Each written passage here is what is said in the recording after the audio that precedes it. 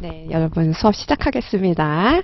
네, 먼저 인사드리고 시작하겠습니다. 안녕하세요. 합격의 법학원에서 노동법을 가르치게 된 노현주 변호사입니다. 만나 뵙게 돼서 너무 영광스럽습니다. 이렇게 미래의 노무사님들 앞에서 조금이라도 도움이 될 수 있는 강의를 할 수 있도록 제가 최대한 알차게 준비를 해왔는데 여러분께서도 이 더운 날씨에 귀한 시간 내셔서 오셨잖아요. 우리 같이 한번 열심히 나가보겠습니다.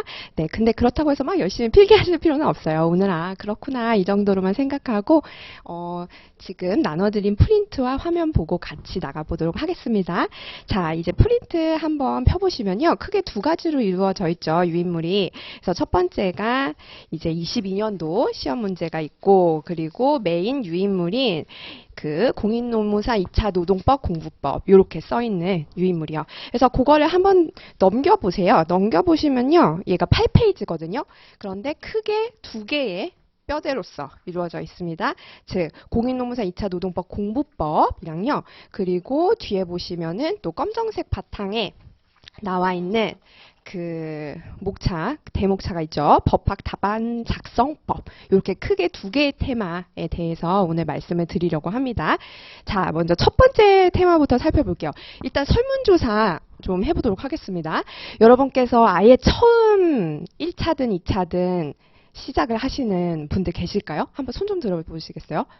없으신가요? 아예 몇 분 계시네요. 네, 아예 부끄러워하실 필요 없으세요. 아유, 네, 그 과감하게 손 들어주시고요. 그럼 나머지 분들은 1차든 2차든 다 공부를 하셨다라는 전제 하에서 파악을 하겠습니다.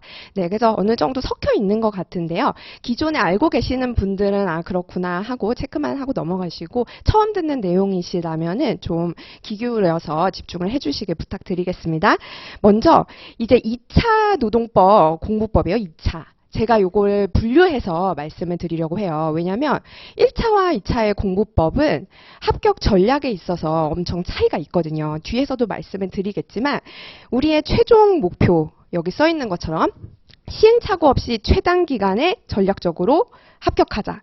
즉, 여러분 전업수험생 분들도 마찬가지지만 직장 다니시고 또 아니면은 재학 중이시고 각자 굉장히 바쁜 와중에 정말 틈새 시간을 내서 공부를 하시는 분들 많으시거든요. 그런 상황에서 시행착오를 거친다? 이러면 굉장히 우리의 소중한 시간과 에너지가 낭비되기가 딱 좋겠죠.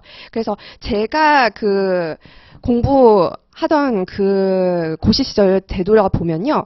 저 공부 오래 했거든요. 제가 사시 준비하다가 1차, 2차 하다가 그 다음에 이제 로스쿨 또 몇 년 있었습니까? 3년 있었죠. 그리고 3년 있고 또 변시하고 그런 식으로 제가 20대 중반부터 후반까지 계속 공부만 했어요. 그래서 정말 그 20대 후반이신 분들은 아실 거예요. 부모님 등골 브레이커가 된 기분이고 다들 같이 공부하던 친구들은 막 수석 합격, 최연소 합격 턱턱 붙어 나가는데 아니면 취업이라도 하는데 나만 굉장히 낙오된 것 같은 그런 압박감 속에서 공부를 하면 할수록 미궁에 빠지는 것 같고 이게 될 때는 되는 것 같은데 또 뒤돌아서면 휘발되고 이런 시행착오를 많이 겪으면서 합격을 하게 됐고 그리고 나중에 합격을 한 다음에 필드에 나가서 많은 다양한 고시류나 아니면 전문 자격증류의 합격자분들의 그런 스토리를 들어본 결과 모두 공통적으로 하는 포인트들이 있어요. 그게 바로 제가 여기 기재를 해놓은 전략적으로 합격 계획을 하셔야지 된다라는 부분입니다.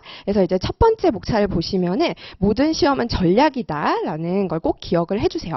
그래서 보통 많이들 착각하시는 게 이제 열심히 앉아 있으면 내가 성실하면은 합격하겠지. 이런 함정에 빠지기가 딱 좋거든요. 저 역시 그랬었고요.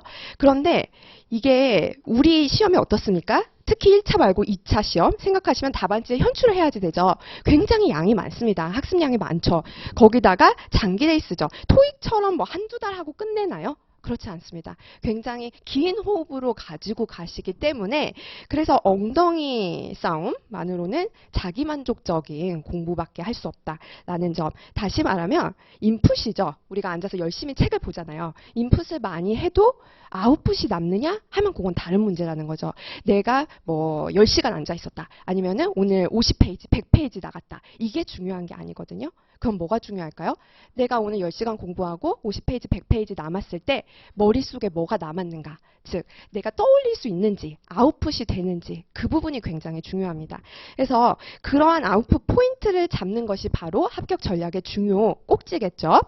그랬을 때 그러면 이 아웃풋 포인트가 각각 이제 1차와 2차로 나누어서 또 살펴볼 수가 있겠죠. 모든 시험은 전략이라고 말씀드린 것처럼 1차 같은 경우는 이제 합격하신 분들은 아실 거예요. 객관식 패턴이 굉장히 정형화되어 있습니다. 할 수 있다는지 하여야한지, 아니면 주체를 바꿔치기 한다든지, 이런 식으로 굉장히 미세한 포인트를 내가 눈에만 발라주면은 충분히 시험장에서 여러분이 OX는 체크를 하실 수가 있거든요. 근데 오늘 우리가 본격적으로 살펴볼 2차 노무사 2차 시험 같은 경우에서는 여러분께서 논점을 찾으신 다음에 체계적으로 이렇게 포인트 점점점 체계적으로 현출을 해야지 된다라는 부분에 있어서 훨씬 더 많은 노력을 투입을 해야지 되고, 그에 따라서 성실성은 기본이에요. 성실성은 기본이고 시험 맞춤 전략을 짜셔야지 된다. 그래서 학문을 하시는 분들 꽤 계세요. 굉장히 이제 모범생이신 분들이죠.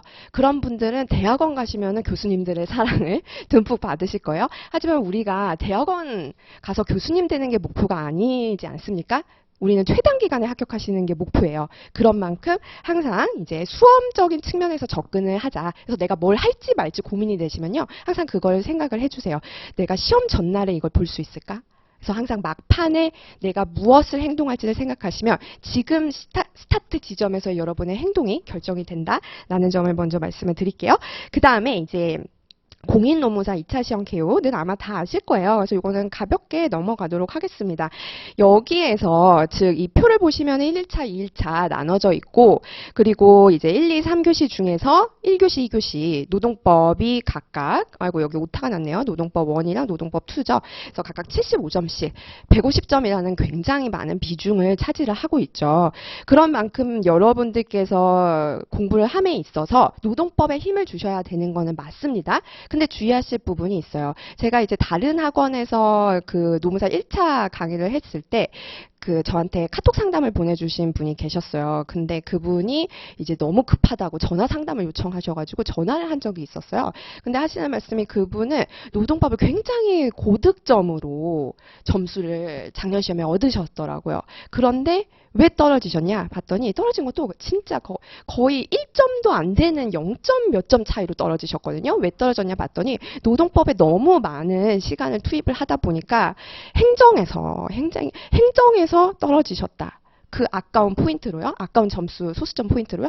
그래서 그 부분이 하시는 말씀이, 굉장히 내가 그 수험 전략을 짬에 있어서 그 밸런스 있게 가져가는 부분에 있어서 부족함이 있었다라고 말씀을 주셨어요. 그래서 저랑 같이 어떻게 하면 남은 기간 동안에 효율적인 합격 전략을 짤지를 계획을 했었거든요. 여기서 알 수 있는 포인트는 뭘까요, 여러분? 그죠, 두 가지예요. 노동법이 중요한 건 맞습니다. 하지만 여러분 노동법만 하시나요? 그렇지 않죠. 다른 필수 과목과 선택 과목까지 하십니다. 거기다가 또 1차는 어떻고요? 1차도 같이 준비를 하셔야지 될 타이밍이 오잖아요. 그걸 생각한다면 접시를 여러 개 돌린다 라고 생각을 하시면 될 것 같아요. 그래서 접시를 돌릴 때 있어서 내가 골고루 균형 있게 돌려야만 그 접시가 떨어지지 않고 제대로 돌아가잖아요. 우리 시험에 있어서도 그 점을 꼭 균형이다라는 점을 꼭 명심을 해주십시오. 그래서 과목적인 측면에서도 그렇고요. 그리고 문제의 측면에서도 그렇죠. 이제 뒤에서 말씀을 드리겠지만 그러신 분들 계세요. 이제 50점짜리면은 이제 50점이 있으면 안에 30점, 20점 나눠져 있고 25점이 있잖아요. 근데 20점을 거의 뭐 50점 가까이 그렇게 쓰시려는 분들 계십니다. 그건 균형 있는 전략이 아니죠. 그래서 항상 우리가 그 과목이든 문제이든 밸런스 있게 가져가시려는 태도를 또 체크를 해주시면 좋겠습니다. 왜 이렇게 여러 가지를 신경을 쓸까요? 바로 합격률 때문이죠. 1차와 다르게 합격률이 처참하잖아요. 그렇기 때문에 남들과의 차별화된 부분이 있으셔야지 되고, 정말 다 비슷비슷해요. 처음에는 내가 아무리 노배고 엉망진창인 것 같아도 여러분께서 쭉 커리를 따라오시잖아요. 그럼 막판 진짜 비슷해요. 정말 비슷합니다. 아까 말씀드린 것처럼 정말 소수점 차이로 합격의 당락이 결정이 되는 것이죠. 그렇다면 여러분께서 남들과의 차별화를 위해서 오늘 제가 말씀드리는 내용들을 좀 가슴속에 담아두시면 좋을 것 같아요. 그 첫 번째가 일단 균형 있는 내가 답안이든 아니면은 과목에서 가져가는 시간 배분이든 세팅을 해놔야 되겠다라는 점이고요. 자, 3번 넘어가 보겠습니다. 이제 우리가 2차 시험해 봤으니 2차 시험 중에서도 메인인 2차 노동법의 개요를 살펴보면 시험 범위 한번 눈에 발라주실게요. 일단은 1차와 다릅니다. 그래서 범위를 체크 안 하시고 그냥 연기부터 들으면 되겠지라고 생각하시는 분들도 계시더라고요. 그래서 범위도 한번 눈에 봐주세요. 그래서 일단 노동법 1 파트에 있어서는요, 그 1번부터 4번까지 여기 파트가 이제 메인이라고 생각을 하시면 되겠죠. 그리고 그 부속법령 같은 경우에서는 우리 1차 시험에 있어서 또 제가 포인트를 따로 말씀을 드리겠습니다. 여기에는 2차 노동법범위랑 기재를 해놓지 않았죠. 그리고 이제 넘어오셔가지고 노동법 2에서 보신다면은 노조법 정말 중요하죠. 그래서 이 노조법을 포인트로 삼아주셔야지 된다라는 부분입니다. 근데 이제 노조법 관련해서는 다들 이제 낯설게 여기시는 분들이 많아요. 빨간 머리띠 메고 이렇게 투쟁하는 아저씨들만 생각난다라고 하시는데요. 이제 낯설면은 항상 그렇게 느끼실 수가 있는데 오히려 나중 되면은 노동법 2에서 점수가 더 잘 나온다라고 하시는 분들도 꽤 많거든요. 그래서 막연한 두려움은 가지지 않으셔도 된다라는 거 말씀을 드리고 싶고요. 그 다음에 이제 중요한 거는 시험 시행일에 있어서 시험 시행일 현재 시행 중인 법률을 적용을 하기 때문에 거기에 맞춰서 강의도 진행을 할 겁니다. 자, 그리고 다들 아시는 것처럼 트렌드, 최신 트렌드는 사례형이죠. 그래서 사례형이라는 것은 뭔가요? 그쵸? 판례의 법리를 활용해서 문제를 내지 않았습니까? 그렇기 때문에 이제 사실관계를 내가 정확하게 거기에서 파악을 해서 포섭을 하시는 게 중요하겠죠. 쟁점에 따라서 사실관계를 적용시키는 게 중요하고 그걸 이제 2교시 때 만약에 시간을 빨리 하면은 후반에 말씀을 드리도록 하겠습니다. 그리고 최신 판례 역시 무시할 수가 없습니다. 그래서 그 부분을 우리 2차 노동법의 개요에서 몇 가지 체크사항으로 봐주시고요. 자, 넘어가셔서 이제 아까도 살짝 언급 드리기는 했는데 전략을 세워야지 되는가 바로 이 4번 때문이죠. 4번. 우리가 한정된 시간과 에너지를 효율적으로 분배해야 되는 싸움이 수험이기 때문이죠. 학문을 하면은 뭐 10년, 20년 걸려도 상관없잖아요. 돌을 닦듯이 이제 한 길을 매진하는 거죠. 그러면 언젠가 깨달음을 얻었다. 이 진리를 얻었구나. 라는 깨우침을 얻는 반면에 근데 우리는 굉장히 제한된 시간이 있단 말이죠. 그렇기 때문에 뭐 10년, 20년 자꾸 할 수가 없죠. 그렇기 때문에 효율적인 그 공부법이 중요한 것이고 그랬을 때 이제 인풋과 아웃풋의 측면에서 제가 표 안에 좀 요약을 해놨어요. 그래서 보시면은 이제 처음에 여러분들께서 하시는 것은 인풋이겠죠. 근데 이제 보통 인풋을 하실 때 보면은 뭐 강의를 듣거나 아니면 혼자서 책을 보거나 이런 게 인풋일 텐데 즉 이해를 하는 작업이죠. 그런데 그냥 무작정 처음부터 끝까지 읽으시거나 아니면 무작정 그냥 강의를 들으시는 경우가 많아요. 그러면 어떻게 되냐? 강의를 들을 때는 이해가 됩니다. 끄덕끄덕. 바로 그런 내용이지. 맞지? 이렇게 하고서는 막상 내가 나중에 모의고사나 아니면은 기출 사례를 풀 때는 이거 분명히 내가 아는 내용인데 가물가물하네. 이 판례 내가 그때 잘 알았던 것 같은데 왜 이렇게 안 써지지? 라는 마음을 느끼실 겁니다. 그게 바로 인풋은 됐지만 아웃풋은 제대로 되지 않았기 때문이죠.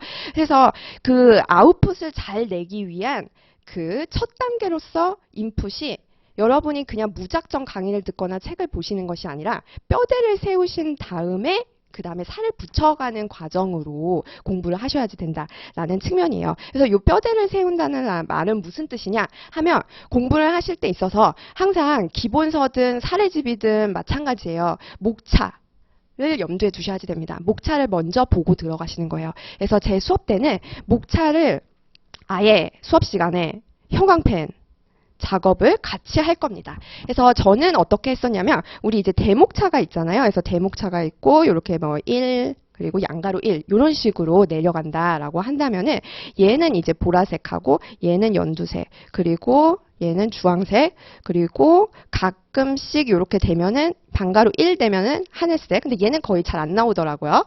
그리고 이제 본문은 맨 처음에는 연필로 가죠. 왜냐하면 내가 잘 모르니까. 그리고 이제 회독이 지날 때에 따라서 회독이 지남에 따라서 내가 아는 부분도 있고 모르는 부분도 있잖아요. 그러면 모르는 부분에만 밑줄을 거치를 해나가시는 거죠.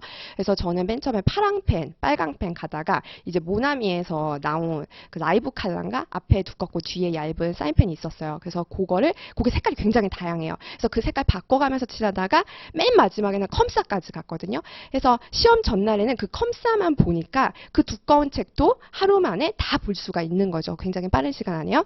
그런 식으로 줄여가는 공부를 하셔야 돼요. 밑에서 또 말씀을 드릴 텐데 그 줄여가는 공부를 하기 위해서는 먼저 체계가 잡혀야지.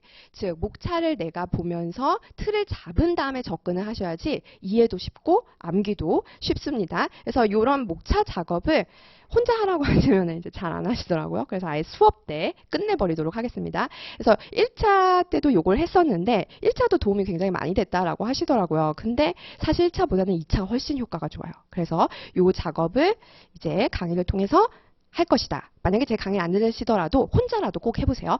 그 다음에 이제 이렇게 체계를 잡은 다음에 점점 살을 붙이시는 거예요. 그러니까 처음에 공부하실 때 어떻게 하냐. 이제 로마자 1에 해당되는 처음 페이지를 폈어요. 그래서 하나하나 꼼꼼하게 음미를 하십니다. 엄청 꼼꼼해부야. 엄청 열심히 보세요. 근데 그렇게 보다 보면은 분명히 어려운 부분도 있을 거고 내가 이해가 안 되는 부분도 있을 겁니다. 근데 계속 팝니다.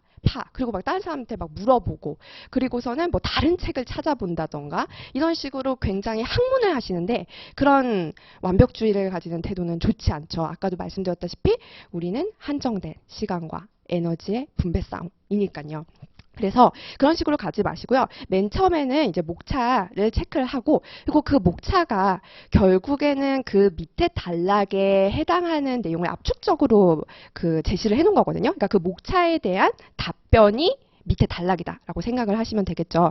따라서 그 목차에 대한 답변 중에서 키워드 정도만 밑줄을 그으시는 거예요. 요게 또 1차와의 차이점이거든요. 1차는요. 그냥 내가 그 판례 문구가 있거나 아니면 조문이 있으면은 쭉 그으셔도 돼요. 쭉 밑줄을 자대고 쫙 그은 다음에 함정 포인트 예컨대 뭐 노동위원회인지 뭐 아니면은 고노부 장관인지 요런 거를 바꿔치기를 한다 하면은 그 부분만 뭐 X 표시 요런 식으로 하면 되는데 근데 2차에서는 쭉 긋는 게 아무 의미가 없어요. 왜냐하면 뒤에서 또 말씀드리겠지만 막판에 다 보셔야 된단 말이에요. 그 두꺼운 책을. 근데 줄이 많으면 많을수록 보기가 힘들어요. 그리고 이런 경험 있지 않으세요? 모의고사 쳐보신 분들은 아실 텐데 내가 분명히 머릿속에는 판례가 차차차차차 다 나와. 정말 내가 토씨 하나도 안 틀리고 완벽하게 외웠어요. 근데 쓰는 속도는 어떤가요? 머릿속에서 암기한 내용을 현출하는 속도와 내가 답안지에서 손으로 현출하는 속도는 엄연한 차이가 납니다. 손으로 쓰면 굉장히 느려요. 머리의 속도를 못 따라가거든요. 그렇기 때문에 내가 어차피 쓰지도 못할 내용을 많이 외워봤자 아무 의미가 없어요. 그래서 답안지에 꼭 쓸만한 포인트만, 즉 키워드만 밑줄을 그으시는 게 처음 연기 때부터 매우 중요합니다.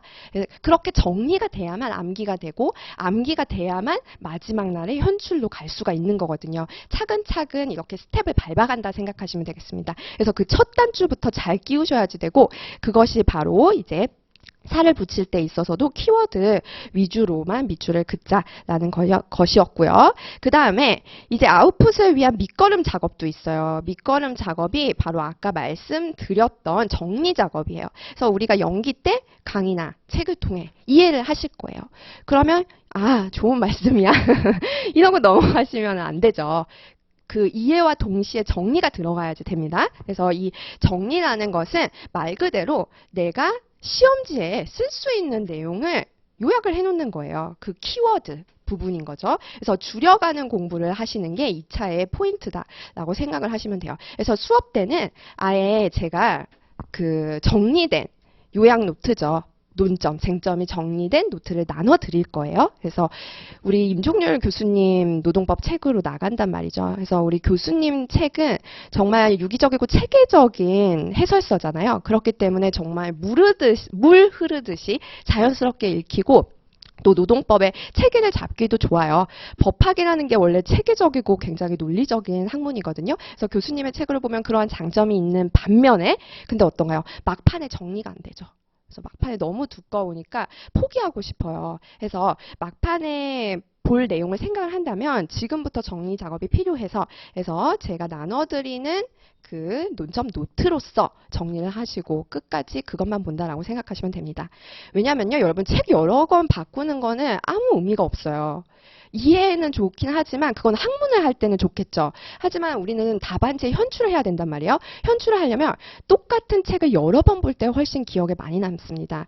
제가 과감한 표현으로 한 권을 두들겨 패자. 그렇게 말씀을 드리거든요. 그래서 한 권을 두들겨 패려면요. 이 책 봤다가 저 책 봤다가 하면 안 돼요. 여러분 공부하실 때 그런 경험 있지 않으세요? 아, 내가 딱 시험장에 들어갔는데 뭐 중간고사든지 기말고사든지 그런 경험을 생각해 보세요. 내가 그 페이지의 정확한 문장의 위치는 모르지만 왼쪽에 상반부에 분홍색 형광펜으로 쳤던 내용이야 라는 게 이미지처럼 떠오르거든요. 그게 되려면 한 권을 여러 번 보셨을 때 그러한 현상이 일어납니다. 따라서 연기 때 봐야 될 책은요. 내가 막판에 볼 책을 지금부터 보시는 거예요. 그래서 제가 나눠드리는 그 논점 노트로서 제가 나눠드리는 논점 노트로서 복습을 하시고 요거를 계속 보시는 거예요. 계속 보면서 이제 사례를 볼 때도 보고 또 모의고사를 볼 때도 보고 해서 시험 막판까지 돌리시는 거죠. 그런 작업으로 해주시면은 한 권을 충분히 두들겨 패서 시험장에서 왜 이렇게 기억이 안 나지? 라는 현상을 막을 수가 있습니다. 자, 그렇게 한 다음에 이제 아웃풋을 위한 밑거름, 다음에 이제 실질적인 아웃풋 훈련인 거죠. 그래서 아웃풋의 의미는 두 가지가 있을 거예요. 먼저 암기한 내용을 떠올리는 거가 있을 것이고 그거는 1차에서는 충분해요. 암기한 내용이 딱딱 떠오르는 거예요. 그러면은 1차 시험은 OX 판단만 하면 되기 때문에 충분히 커버가 되죠. 그런데 2차가 어려운 이유는 여기서 한 단계 더 나아간 아웃풋이 들어갑니다. 바로 답안지에 현출을 해야지 된다라는 부분이죠. 그렇기 때문에 이 답안지를 쓰는 훈련은 마치 운동이나 악기 연주 같다. 라고 생각을 하시면 돼요. 운동 다들 하실 거예요. 아니면 뭐 어렸을 때 악기 배우신 분들도 있으실 거고 그걸 생각을 해보시면은 예컨대 이제 그 축구에 있어서 내가 드리블을 하는 이론을 오늘 배웠어요. 아니면은 피아노 악보를 보고 건반 치는 법을 오늘 배웠습니다. 근데 바로 내일 손흥민이나 아니면은 그 뭐 전문 피아니스트처럼 훌륭한 퍼포먼스를 낼 수 있을까요? 그렇지 않죠. 매일 조금씩 꾸준한 훈련이 필요합니다. 그런 측면에서 이 답안지 훈련은요, 일찍부터 하시는 게 훨씬 효율적이에요. 그래서 연기부터 이제 답안지 훈련을 할 것이고, 그리고 이 답안지에 있어서 법률 문장, 이 훈련도 같이 수업 때 들어갈 예정입니다. 여러분 글을 보면은 이런 정제된 글이든 아니면 뭐 소설이든 다 마찬가지죠. 이 글을 구성하는 것은 단락이죠. 그리고 단락을 구성을 하는 것은 각각의 문장일 것입니다. 그래서 문장부터 시작해서 답안지가 완성이 되는 것이기 때문에 그런 법률 문장과 또 단락의 구성의 측면에서 말씀을 드릴 거예요. 그리고 오늘 또 이어서 맛보기로 또 보실 거고요. 그래서 이 훈련에 있어서의 포인트는요.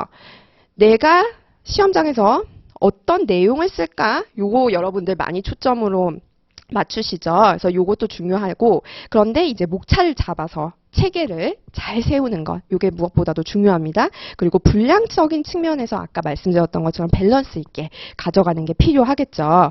네, 그래서 밑에 있는 내용들을 보시면은 아까 말씀드린 내용에 그 추가되는 보충되는 부분이에요. 그래서 그 인풋을 내가 잘 가져가야지 되는 이유, 즉 체계를 먼저 잡아야지 되는 이유가 브리타와도 관련이 있죠. 아까 말씀드린 것처럼 이해와 암기의 측면도 있겠지만 리걸 마인드 오늘 할 건데 법적으로 사고하고 그 구체적인 사실관계에 추상적인 법률 규범을 적용하는 능력이거든요.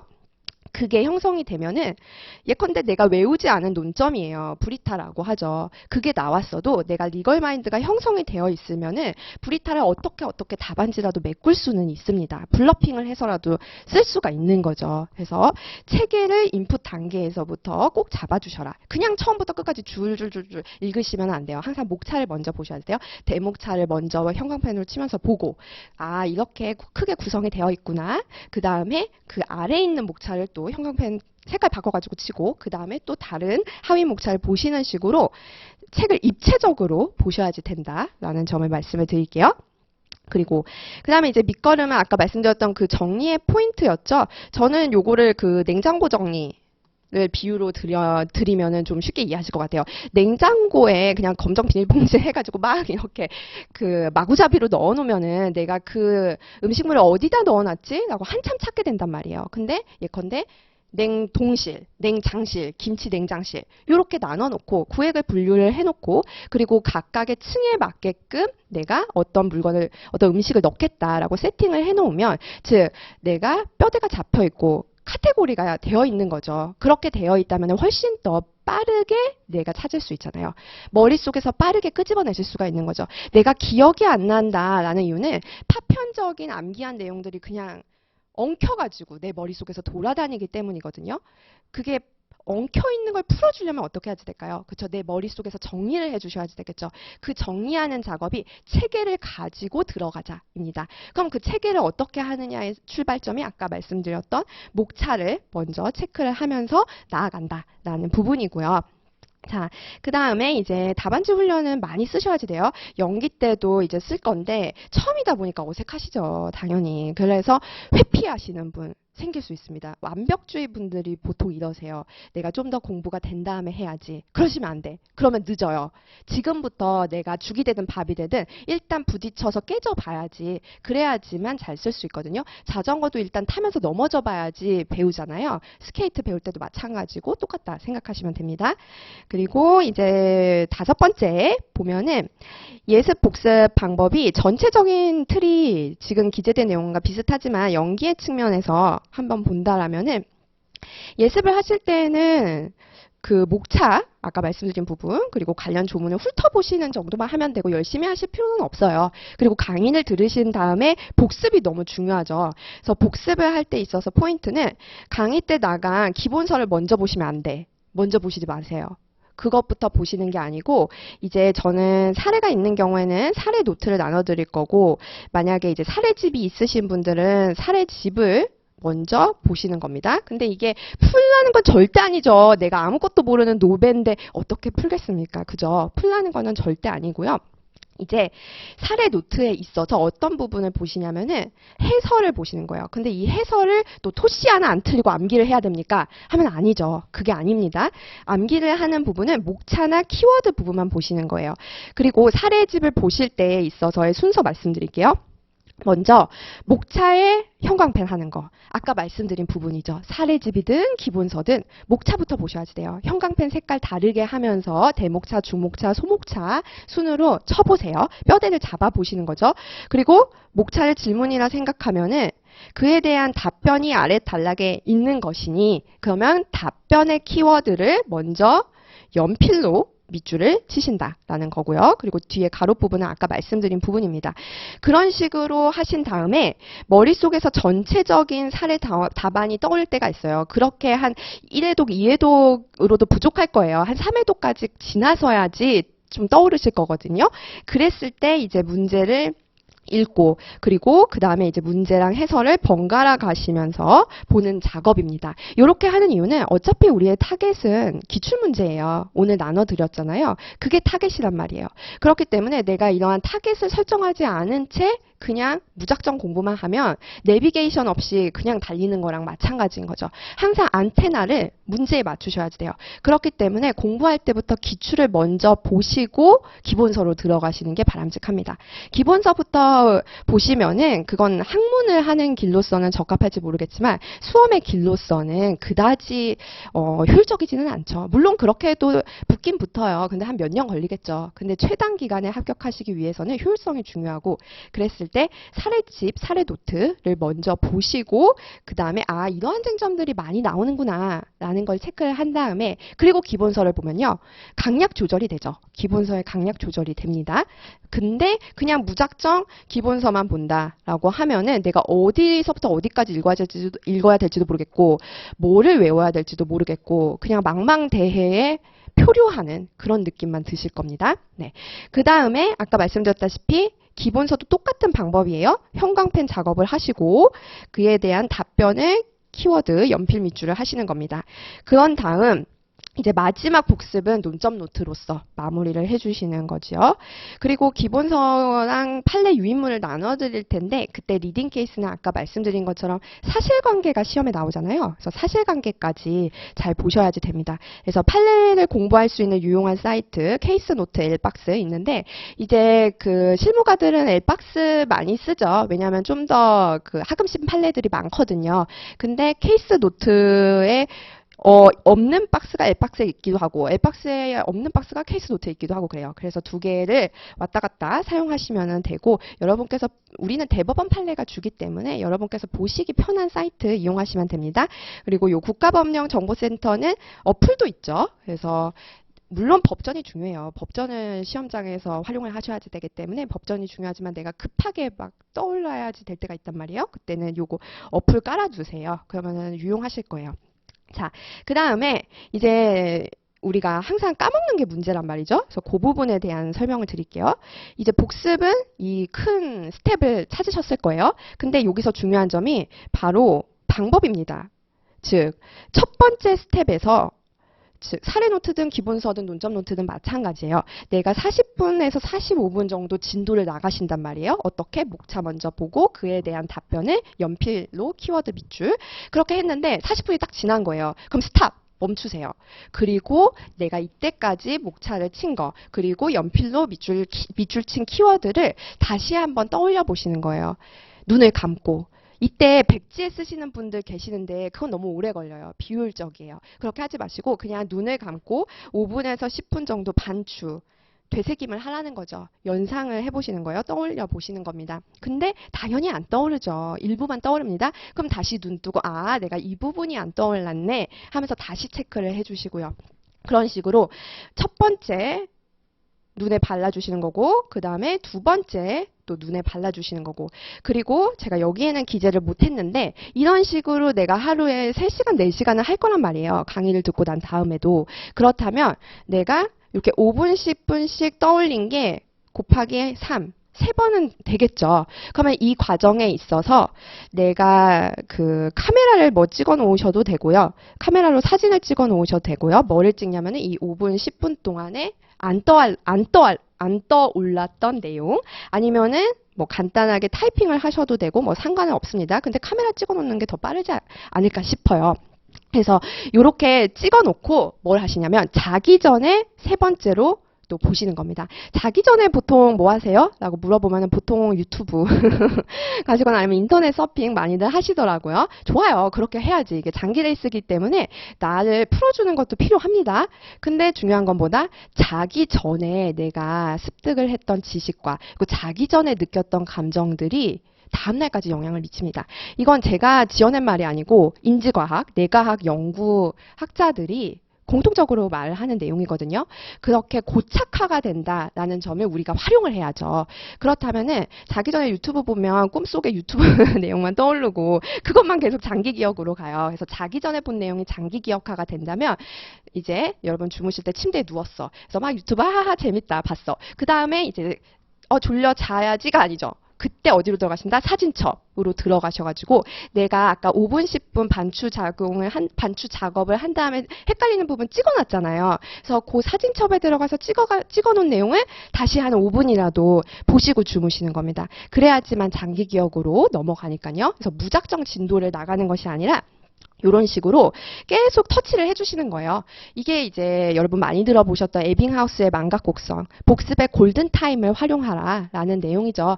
우리가 진도를 나간 다음에 한 30분, 40분만 있어도 앞에 배웠던 내용의 거의 뭐 20, 30%를 다 망각한다 라고 하더라고요. 그래서 그거를 방지하기 위해서 즉 장기 기억으로 넘어가게끔 하기 위해서는 내가 복습의 골든타임을 놓치면 안 된다. 그게 바로 방금 말씀드렸던 50분 반추하는 작업 그리고 자기 전에 보시는 거예요. 그래서 자기 전에 보는 작업이고 그리고 4번까지 하시면 좋기는 한데 어려우시면 3번까지라도 하세요. 그래서 4번은 뭐냐면은 다음날 진도 나가기 전에 다음날도 똑같이 이제 사례집을 보실 거 아니에요.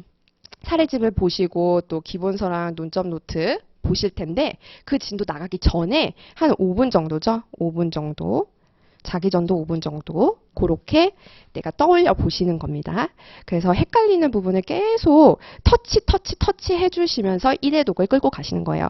그래서 지금 이 작업이 1회독 때 일어나는 일입니다. 1회독 때 40분 진도 나갈 때 한 번 봐, 5분 10분 복습할 때 2번 봐, 자기 전에 3번 봐, 다음날 진도 전에 4번 봐 하면서 1회독 때 4번을 터치하면서 가시면은 회독이 증가함에 따라서 훨씬 더 효율적으로 남들보다 더 많이 빠른 시간 내에 암기하실 수 있다라는 거 강조를 드릴게요. 자, 그 다음에 이제 나중에 연기 들어오시면은 또 어떻게 하라고 더 구체적으로 말씀을 드릴 거예요. 넘어가서 수험생활의 이제 나침판. 이거는 이제 저도 시행착오를 많이 했다고 아까 말씀을 드렸잖아요. 그리고 많은 합격생들이 공통적으로 시행착오를 하면서 깨달음을 얻었다라는 내용인데요. 이제 아까 말씀드린 내용이죠. 시험 전날을 생각을 해서 항상 막판에 볼 한 권을 메인으로 삼아야지 된다. 그래서 내가 양을 늘리면은 안 된다라는 점, 줄여가는 공부, 그게 메인 포인트 꼭꼭 강조 드립니다. 너무 중요해서 여러 번 말씀드리는 거고요. 그 다음에 이제 깊이 있는 공부 사치 말씀을 드렸죠. 학문이 아닙니다. 수험입니다. 그래서 장수생의 지름길로 가시면은 안 된다. 깊이 있는 공부 버리자라는 거고, 같은 맥락이죠. 완벽주의 깊이 있는 공부 연장선인데요. 완벽주의를 버려야지 된다라는 말 중에 제가 굉장히 충격적으로 들었던 말은 이제 판사 출신 교수님이셨는데, 나 모르고 합격했다. 실무 나가보니까 그제서야 알겠다. 이렇게 말씀을 하셨어요. 그래서 어머 판사 출신인데 모르고 합격했다는 말 대놓고 하시네? 라고 깜짝 놀랐는데, 근데 저도 이제 나중에 합격하고 필드 나가보니까 그 말이 맞더라고요. 정말 중요한 것은 내가 빨리 최단 기간 안에 합격하는 것이 중요하지, 내가 이해가 안 된다고 해서 그것을 잡고 연구를 해봤자 그거는 내가 알고 있는 바운더리 안에서 해결도 안 될 뿐만 아니라 합격과는 또 점점점 멀어지니까 시간 낭비, 에너지 낭비다라는 점이었어요. 그래서 그 내용입니다. 제한된 시간 안에 우리는 머리에 집어넣은 다음에 아는 것처럼 쓰는 게 중요하죠. 아는 것처럼 답안을 작성하는 거. 그래서 그런 훈련을 계속 하실 거고요. 물론 우리가 실제 아는 것도 베이스가 있어야 되긴 합니다. 근데 그것만으로 커버가 안 되는 부분도 있거든요. 브리타가 나온다든지 하면요. 그랬을 때는 이제 아는 것처럼 쓰는 법, 요게 또 중요해요. 그래서 그런 내용들을 초점을 맞춰야지 내가 완벽하게 이거를 깨달음을 얻겠어 하면요. 이 법학이라는 게 민법 교수님들도 민법만 몇십 년 파셔도 모른다. 민법이 아니죠. 민법 안에 있는 뭐 물건 안에서도 또 그 안에 뭐 저당권만 파도 모른다라는 말씀을 많이 하실 정도로 굉장히 깊이가 방대하단 말이에요. 근데 우리가 이렇게 짧은 시간 안에 한 과목만 하는 것도 아니고 여러 과목을 하면서 완벽하게 가져간다? 불가능이죠.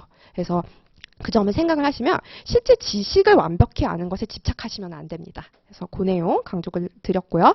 그 다음에 또 연장선이에요.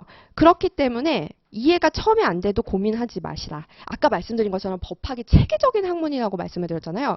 그 말은 이게 처음에는 이해가 안 된단 말이에요. 근데 이제 처음이고 끝이라고 해볼게요. 그러면은 처음에는 구멍이 이렇게 뻥뻥 뚫린 상태에서 각각의 단원들을 진도를 나갑니다. 근데 내가 빨리 갔다가 다시 메꿔. 구멍이 점점 줄어들죠. 또 다음 회독을 하면서 구멍이 줄어들고, 이렇게 회독을 여러 번 한 권을 두들겨 팹으로써 내 부족한 점을 메꿔 나가는 거거든요. 근데 예컨대 그런 친구들 중고등학교에 있지 않았나요? 이제 집합을 봅니다. 집합이 엄청 열심히 봐. 정석 보면 집합만 까매. 막 엄청. 이 뒷부분 뭐 함수라던가 지수 로그는 허해. 그래서 그거 보지도 못하고 시험장에 들어가는 친구들 있단 말이에요. 그런 친구들의 모습이 될 수 있습니다. 완벽주의를 가진다면요. 그래서 그러시면 안 돼요. 처음에는 이해가 안 돼도요. 그냥 빨리 진도를 밀고 나가시는 게 훨씬 중요해요. 왜냐하면 체계적인 학문이기 때문에 처음부터 끝까지 갔다가 다시 돌아와서야 이게 이 말이었구나 라고 이해되는 측면이 있거든요. 그래서 사실 연기가 굉장히 텀이 길기는 한데, 근데 이 긴 텀에 있어서 내가 자칫 잘못하다가 어떻게 되냐. 앞에 배웠던 내용을 연기 끝났을 때 다시 돌이켜보면은 하나도 기억이 안 날 확률이 높아요. 그렇기 때문에 제가 아까 말씀드렸던 그 원스텝, 투스텝 해가지고 자기전 복습 뭐 있었잖아요. 그럼 최대한 이제 고효율 복습도 말씀을 드린 겁니다. 그래서 여러 번 봐야지만 이제 내가 이해와 암기가 된다라는 측면이죠. 다 모든 내용들이 연결되어 있죠. 그래서 이제 우선순위를 챙기셔야지 된다. 그 말은 연기 때 공부를 함에 있어서 계속 진도를 빼셔야지 돼요. 진도를 뺄 때 아까 말씀드린 복습 방법을 따라오면서 진도를 빼주셔야지 되겠죠. 그런 방법 없이 그냥 진도만 빼면요. 연기 끝나신 다음에 다시 노동법 떠올려 보세요. 하나도 기억 안 납니다. 그러고 이제 일기 들어가면서 뭐 모의고사도 막 쓰려고 하면 막막하죠. 그런 막막함을 막으려면 연기부터 제가 말씀드린 복습법대로 따라오시면서 연기부터 답안지 훈련도 같이 들어가 줘야지 되겠죠. 네, 좋습니다. 여러분 아주 눈이 반짝반짝 하십니다. 오늘 제가 봤을 때 굉장히 성실한 분들만 오신 것 같아요. 네. 그래서 자, 다음 내용을 또 보면은 요것도 중요해요, 여러분. 외우다 보면은 이해되는 경우도 많다. 암기냐 이해냐 무엇이 먼저이냐 닭이 먼저냐 달걀이 먼저냐처럼 굉장히 여러분께서 많이 고민하시는 부분인데요. 근데 아까 말씀드린 것처럼 시험은 결국에 이제 아웃풋이죠. 아웃풋이고 그리고 우리가 이해를 하는 이유도 결국에는 암기에서 답안지를 현출하기 위함입니다. 그렇다면은 일단 암기부터 진행을 하세요. 그러다 보면은 저절로 이해가 되는 경우도 있거든요. 왜 그러냐면 앞에 말씀드렸던 내용과 연장선이죠. 체계적이고 유기적인 학문이기 때문에 처음에는 이해가 안 돼도 키워드 중심으로 그렇다고 막 토시 하나도 안 틀리고 모든 문장을 외우라는 건 절대 아니죠. 키워드 중심으로 갔다가 빨리 갔다가 다시 돌아와서 본다라면 그때 또 이해가 되는 경우가 있기 때문이죠. 그러니까 키워드 중심으로라도 내가 할 수 있는 한 암기를 해주시는 거예요. 그렇다고 또 암기한다고 진도를 못 빼면 그것도 안 돼요. 우선순위. 항상 우선순위의 싸움이에요. 우선순위는 무조건 진도를 빨리 빼시는 거예요. 왜? 끝까지 갔다가 돌아와야지만 이해가 되니까. 그게 1순위고 그 1순위 안에서 최대한 키워드 위주로 암기를 해주셔라 라는 거겠죠. 거기에 그 다음에 3순위가 그 암기가 완벽하게 이해가 되면 좋겠지만 그건 3순위예요. 이해는 내가 회독수가 증가됨에 따라서 자연히 수반되어 온다라고 생각을 하시면 됩니다. 네, 그래서 이제 자기만족적 공부 아웃 이것도 아까 말씀드린 연장선이죠. 그래서 10시간 앉아 공부하셨는데 아웃풋은 20%야. 근데 5시간 공부했는데 아웃풋이 30%야. 그러면은 후자가 훨씬 효율적이잖아요, 여러분. 그쵸?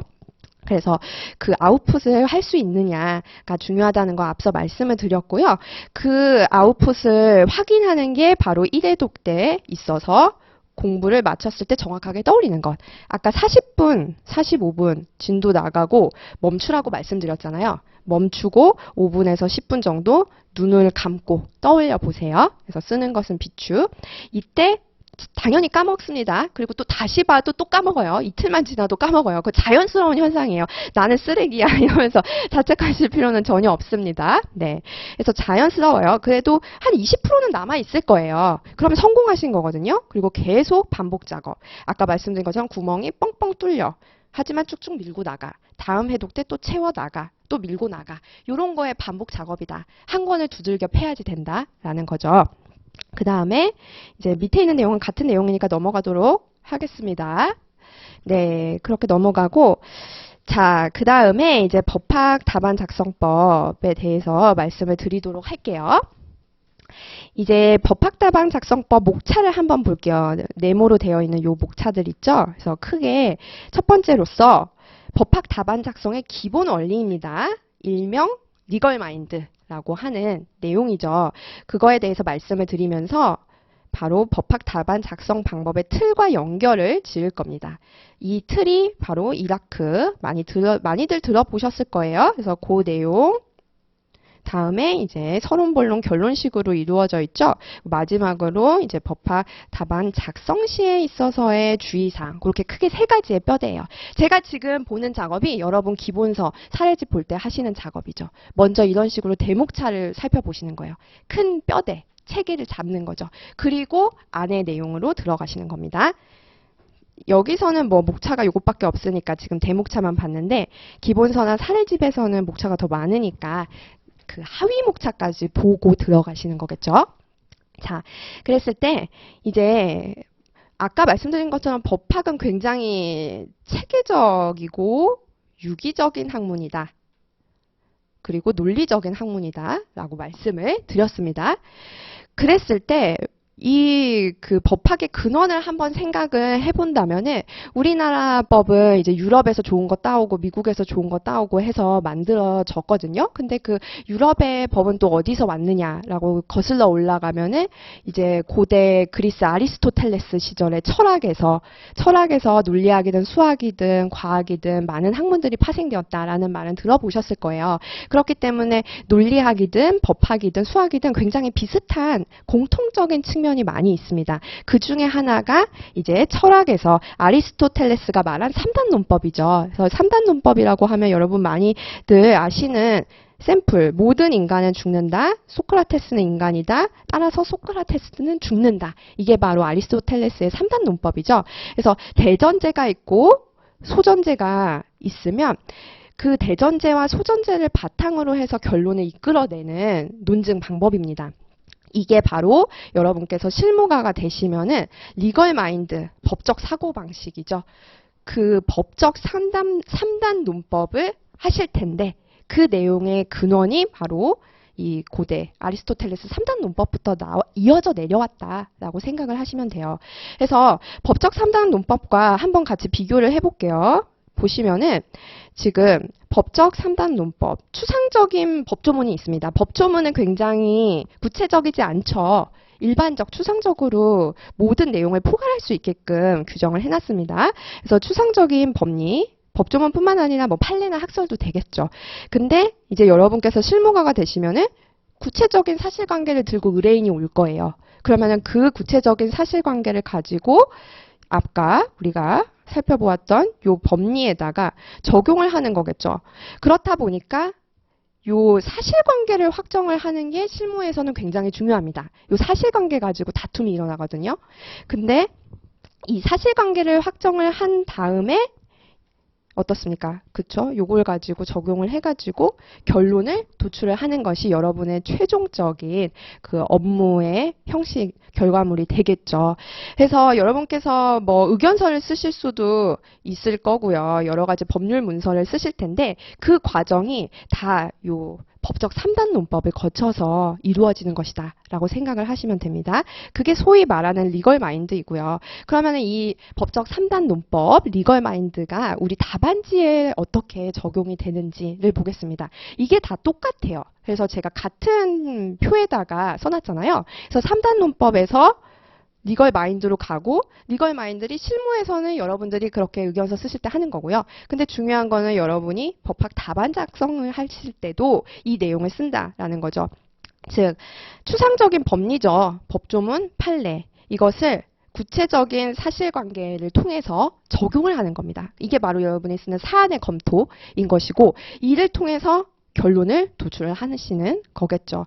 그래서 그 과정을 이제 그 미국 로스쿨에서부터 발전되어 온 이라크라는 법안 답안 작성 방법의 틀로서 설명을 드리도록 하겠습니다. 먼저 이제 이라크 중에서 서론에 해당하는 이슈 한번 볼게요. 그래서 1번 문복차 먼저 볼게요. 1번은 이제 이슈죠. 이라크에서 그래서 논점의 정리가 바로 여기에 해당하는 부분이고, 그 다음에 2번 보시면은 이라크에서 R이죠. 그래서 본론, 법리에 해당하는 부분입니다. 다음 목차 보실까요? 넘어가 보시면은 또 3번의 본론 보면은 이게 바로 사안의 검토죠. A 되어 있는 부분이요. 그리고 마지막 4번 결론이 이라크에서 C. 문제에 대한 최종 답변입니다. 그래서 그렇게 크게 세부 목차를 살펴보셨고요. 그래서 다시 돌아가셔가지고 1번의 서론 보도록 하겠습니다. 그래서 요 논점의 정리는 한 3줄, 그래서 5줄 정도 쓰시죠. 그래서 어떻게 보면 짧으니까 중요하지 않네 라고 생각하실 수도 있지만 우리 출제위원 교수님들은 항상 이 논점의 정리만 봐도 얘가 제대로 된 답안을 쓰는지 안 쓰는지 딱 청사진이 보인다라고 말씀을 많이들 하십니다. 그렇기 때문에 이게 매우 중요해요. 그래서 어떻게 써야지 되는지 구체적인 방법에 대해서 말씀을 드리도록 하겠습니다. 그래서 요 예시가 옆에 있죠. 그게 나눠드렸던 22년도 우리 노무사 2차 1교시 문제에 해당하는 내용이에요. 그 중에서 30점짜리 문제 1번에 해당하는 부분에 내용을 가지고 예시를 드러났어요. 그래서 전체적인 내용을 다 다룰 수는 없는 시간이라 간단히 핵심 포인트만 예시로 담아놨으니까 참조를 해주시고요. 그래서 먼저 우리가 이제 서론 방법에서 첫 번째 보시면은 목차를 항상 쓰셔야 됩니다. 그래서 목차를 쓰셔야 되는데 서론의 목차는 이제 옆에 써놨죠. 로마자 1 이렇게 해가지고 논점의 정리라고 기재를 해주시면 됩니다. 그 다음에 이제 그 다음부터 본문이 줄 바꿔서 시작이 되죠. 그랬을 때 시작 문구를 어떻게 써야지 될까 또 한참 고민하실 수가 있어요. 그래서 아예 정해드립니다. 그래서 문제 마지막에 제시된 질문을 활용을 해서 시작 문구로 쓰시는 거예요. 즉 문제를 한번 펴보실까요? 문제를 펴보신다 라면은 물음 1을 보시면은 지금 물음 1 여러분 같이 보고 계시죠? 네. 물음 1에서 끝에 30점 되어 있고 가로, 단 해서 가로가 있고 그 위에 줄을 보시면은 이러한 주장의 타당성에 관하여 논하시오 라고 나와 있습니다. 이게 바로 문제 마지막에 제시된 질문인 거고 요걸 활용하는 거예요. 이러한 주장이 결국에 갑의 주장이거든요.